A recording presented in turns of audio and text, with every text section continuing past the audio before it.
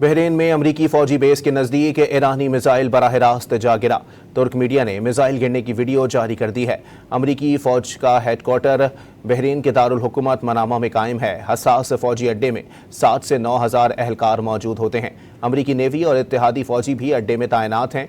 माहिरीन के मुताबिक ballistic missile का बराह रास्त हमला अमरीका की ईरान के खिलाफ जंग को शदीद मुतासिर कर सकता है।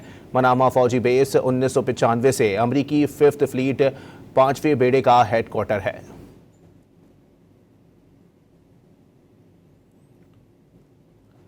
आपको बताएं कि बहरीन में अमरीकी फौजी बेस के नज़दीक ईरानी मिसाइल बराह रास्त जा गिरा। तुर्क मीडिया ने मिसाइल गिरने की वीडियो जारी कर दी है।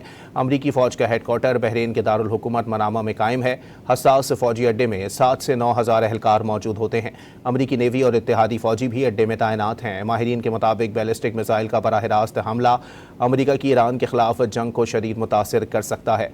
आपको वाज़ेह करते चलें कि मनामा फौजी बेस 1995 से अमरीकी 5th फ्लीट 5वें बेड़े का हेडक्वार्टर है।